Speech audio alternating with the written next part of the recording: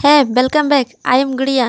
Friends, जैसा कि आप लोग जानते हैं कि हम यूपीएससी के प्रीवियस ईयर क्वेश्चन जो मृणाल पटेल साहब द्वारा लिखा गया है उस बुक की प्रीवियस ईयर क्वेश्चन को देख रहे हैं, जिसमें हम प्राचीन भारत के इतिहास के पहले जो हम लोग का लेक्चर था उसमें 2016 से 19 तक के क्वेश्चन को डिस्कस किए थे और इसके आगे हम 2020 से स्टार्ट कर रहे हैं। तो ये प्राचीन भारत का इतिहास है।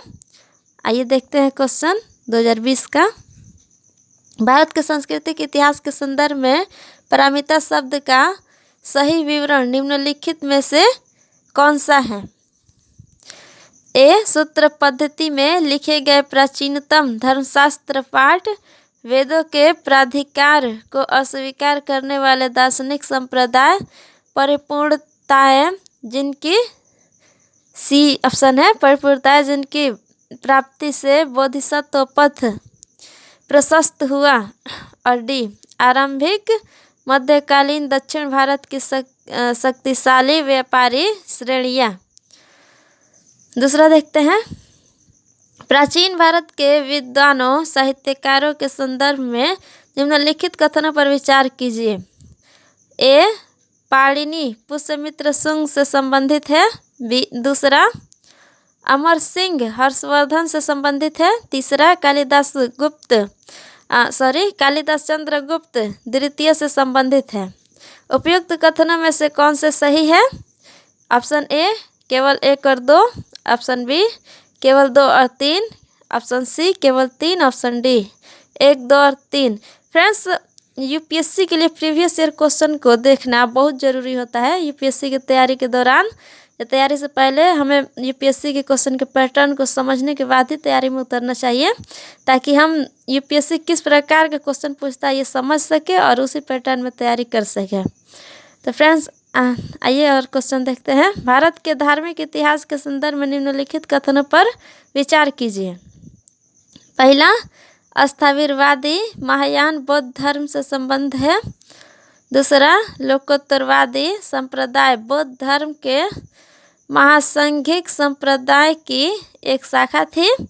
और तीसरा, महासंघिकों द्वारा बुद्ध के देवत्वारोपण ने महायान बौद्ध धर्म को प्रोत्साहित किया। उपयुक्त कथनों में से कौन से सही है? ए. केवल 1 और 2, बी. केवल 2 और 3, सी. केवल 3, डी. 1, 2 और 3। अगला क्वेश्चन, भारत के इतिहास में निम्नलिखित घटनाओं पर विचार कीजिए। पहला, राजा भोज के अधीन प्रतिहारों का उदय। दूसरा, महेंद्र वर्मन प्रथम के अधीन पल्लव सत्ता की स्थापना। दोस्तों, आप लोग जानते हैं कि इस चैनल पर हम जो खान सर का यूपीएससी बैच चल रहा है उसके हिस्ट्री का जो मणिकांत सर पढ़ा रहे हैं और राजेश मिश्रा सर पॉलिटी पढ़ा रहे हैं, इनका भी नोट्स हम डिस्कस कर रहे हैं। हिस्ट्री का नोट्स डिस्कस हो रहा है यहाँ पर। इंग्लिश का भी क्लासेस मिल रहा है, मोटिवेशनल स्पीच भी आपको मिल रहा है। यहाँ प्रीवियस ईयर क्वेश्चन भी डिस्कस हो रहा है। बहुत कुछ हम यहाँ पर लाने वाले हैं। तो दोस्तों, अभी आप लोग चैनल को सब्सक्राइब कर लीजिए, क्योंकि हम जानते हैं कि अगर आप लोग पढ़ाई में डूब जाएंगे तो फिर सब्सक्राइब करना भूल जाएंगे।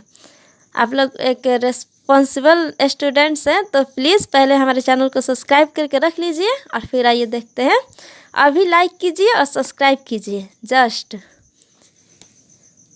Okay, thank you. आगे क्वेश्चन देखते हैं। यहाँ पर हमने देखा था, ठीक है, यहाँ पर 2 ऑप्शन था, यहाँ तीसरा ऑप्शन देखिए। क्वेश्चन एक बार और रिपीट कर देते हैं। देखिए, भारत के इतिहास में निम्नलिखित घटनाओं पर विचार कीजिए। पहला है राजा भोज के अधीन प्रतिहारों का उदय। दूसरा है महेंद्र वर्मन प्रथम के अधीन पल्लव सत्ता की स्थापना। और तीसरा है परांतक प्रथम द्वारा चोल सत्ता की स्थापना। और चौथा, गोपाल द्वारा पाल राजवंश की स्थापना। उपयुक्त घटनाओं का प्राचीन काल से आरंभ कर सही कालक्रम क्या है? तो ए ऑप्शन दिया है, इसमें कालक्रम दिखाना है कि इस सभी घटनाओं का सही कालक्रम क्या है। तो ऑप्शन ए में दिया है 2, 1, 4, 3, बी है 3, 1 4 2 और सी है 2 4 1 3 और डी है 3 4 1 2। दोस्तों यही हम लोग को देखना है कि यूपीएससी किस तरह से क्वेश्चन बना रहा है, किस तरह के क्वेश्चन फ्रेम कर रहा है। हमें आंसर पर भी ध्यान नहीं देना है कि इसका आंसर क्या होगा, हमें बस ये देखना है कि क्वेश्चन किस प्रकार का यूपीएससी फ्रेम करता है और उसी पैटर्न पर हमें तैयारी करना है। अगला क्वेश्चन देखते हैं। निम्नलिखित में से कौन सा उपवाक्य उत्तर हर्षकालीन स्रोतों में प्रायः उल्लिखित हुंडी के स्वरूप की परिभाषा बताया है? ऑप्शन देखते हैं।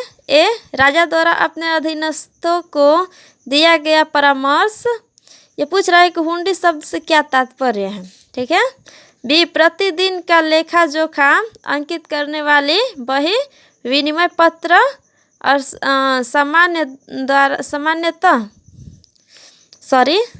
सामंत द्वारा अपने अधीनस्थों को दिया गया आदेश। तो ये पूछ रहा है कि जो निम्नलिखित में से कौन सा उपवाक्य उत्तर हर्षकालीन स्रोतों में प्रायः उल्लिखित है। जो उत्तर हर्षकालीन स्रोत है उसमें हुंडी का स्वरूप, इसका मतलब क्या हुआ। तो दोस्तों उस टाइम में हुंडी को उसमें विनिमय पत्र कहा जाता था। तो यहाँ हमें आंसर पर ध्यान नहीं देना है, हमें क्वेश्चन को समझना है कि किस किस प्रकार का क्वेश्चन पूछा जाता है, किस तरह से। अगर आप लोग कमेंट करेंगे तो हम इसका आंसर भी डिस्कस कर देंगे। तो आइए अगला क्वेश्चन देखते हैं। भारत के इतिहास के संदर्भ में कुल्यवाप तथा द्रोवाप शब्द क्या निर्दिष्ट करते हैं? ए, भूमाप। बी, विभिन्न मौद्रिक मूल्यों के सिक्के। सी, नगर की भूमि का वर्गीकरण और डी, धार्मिक अनुष्ठान। अगला क्वेश्चन, निम्नलिखित में से किस शासक ने अपनी प्रजा को इस अभिलेख के माध्यम से परामर्श दिया?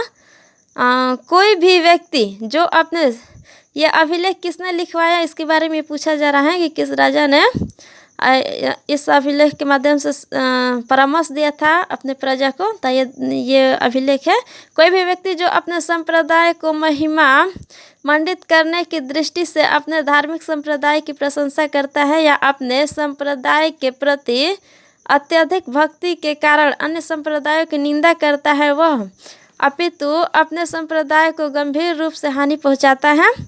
ऑप्शन ए है अशोक, बी है समुद्रगुप्त, सी है हर्षवर्धन और डी है कृष्णदेव राय। ठीक है, अगला क्वेश्चन देखते हैं। भारत के इतिहास के संदर्भ में निम्नलिखित युगों पर विचार कीजिए।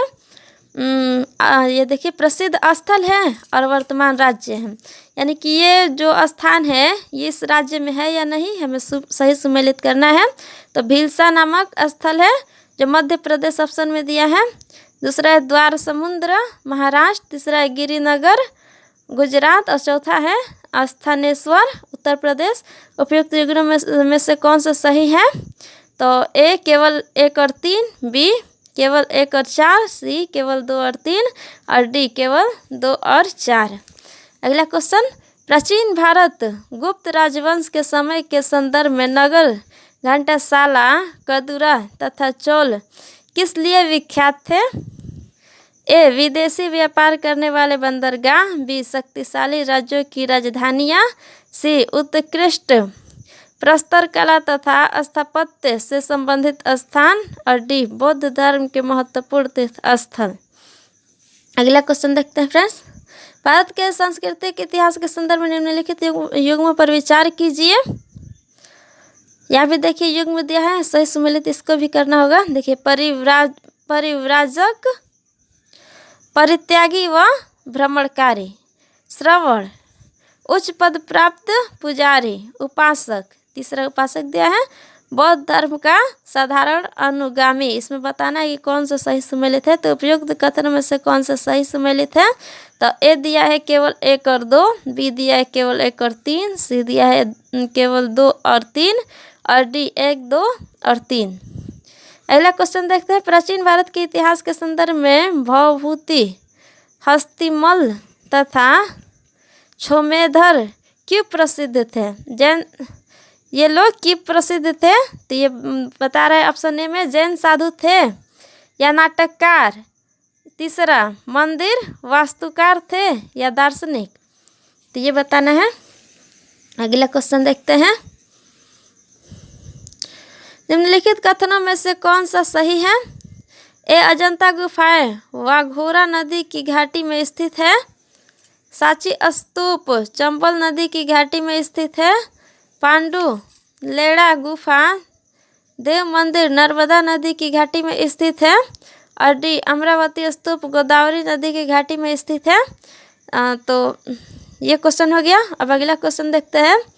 मुरैना के समीप स्थित 64 योगिनी मंदिर के संदर्भ में निम्नलिखित कथनों पर विचार कीजिए। पहला, यह कच्छ पघात राजवंश के शासनकाल में निर्मित एक वृत्ताकार मंदिर है। दूसरा, यह भारत में निर्मित एकमात्र वृत्ताकार मंदिर है। तीसरा, इसका उद्देश्य इस क्षेत्र में वैष्णव पूजा पद्धति को प्रोत्साहन देना था। और चौथा, इसके डिजाइन से यह लोकप्रिय धारणा बनी कि यह भारतीय संसद भवन के लिए प्रेरणा स्रोत रहा था।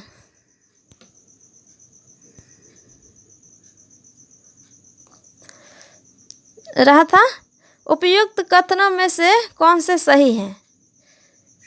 तो ऑप्शन में दिया है 1 और 2, बी केवल 2 और 3, सी 1 और 4, डी 2, 3 और 4। अगला क्वेश्चन देखते हैं फ्रेंड्स। निम्नलिखित में से कौन सा प्राचीन नगर अपने उन्नत जल संचयन और प्रबंधन प्रणाली के लिए सुप्रसिद्ध है, जहां बांधों की श्रृंखला का निर्माण किया गया था और संबद्ध जलाशयों में नहर के माध्यम से जल को प्रोत्साहित किया गया था? ए धौलावीरा, बी कालीबंगा, सी राखीगढ़ी और डी रोपड़। अगला क्वेश्चन। गुप्त वंश के पतन से लेकर आरंभिक 7वीं शताब्दी में हर्षवर्धन के उत्थान तक उत्तर भारत में निम्नलिखित में से किन राज्यों का शासन था? तो ए है मगध के गुप्त, और दूसरा है मालवा के परमार, तीसरा है थानेसर के पुष्यभूति, चौथा है कन्नौज के मौखरी और पांचवा देवगिरी के यादव और छठा वल्लभी के मैत्रक। नीचे दिए गए कूट का सही प्रयोग कर सही उत्तर चुनना है। कूट का प्रयोग करके सही उत्तर चुनना है। तो ए 1, 2 और 5, बी 1, 3 और 4 और 6, सी 2, 3 और 4 और डी 5 और 6। अगला क्वेश्चन देखते हैं। निम्नलिखित युग्मों पर विचार कीजिए। ऐतिहासिक स्थल और ख्याति के कारण। पहला, बुर्जहोम शैलकृत देव मंदिर, और दूसरा चंद्रकेतुगढ़ टेराकोटा कला, और तीसरा गणेश्वर नाम्र कलाकृतियाँ। उपर्युक्त युग्मों में से कौन से सही सुमेलित है? तो ऑप्शन ए है केवल 1, बी है 1 और 2, सी है केवल 3, डी है 2 और 3। अगला क्वेश्चन देखते हैं। प्राचीन भारत के इतिहास के संदर्भ में निम्नलिखित कथनों में से कौन से सही है? ए मिताक्षरा उच्च जाति की सिविल विधि थी और दायभाग निम्न जाति की सिविल विधि थी। दूसरा, मिताक्षरा व्यवस्था में पुत्र अपने पिता के जीवन काल में ही संपत्ति पर अधिकार का दावा कर सकते थे, जबकि दायभाग व्यवस्था में पिता की मृत्यु के उपरांत ही पुत्र संपत्ति पर अधिकार कर सकते थे। मिताक्षरा व्यवस्था किसी परिवार के केवल पुत्र सदस्यों की संपत्ति संबंधी मामलों पर विचार करते हैं, जबकि दायभाग व्यवस्था किसी परिवार के पुरुष एवं महिला सदस्यों दोनों के संपत्ति संबंधी मामलों पर विचार करती थी। नीचे दिए गए कूट का प्रयोग कर सही उत्तर चुनिए। ए 1 और 2, बी 2, सी 1 और 3, डी केवल 3। तो दोस्तों, हमारे चैनल को सब्सक्राइब कीजिए, वीडियो को लाइक कीजिए और अधिक से अधिक शेयर कीजिए, ताकि हम आपको अधिक से अधिक कंटेंट प्रोवाइड कर सकें। Thank you very much. जय हिंद, जय भारत।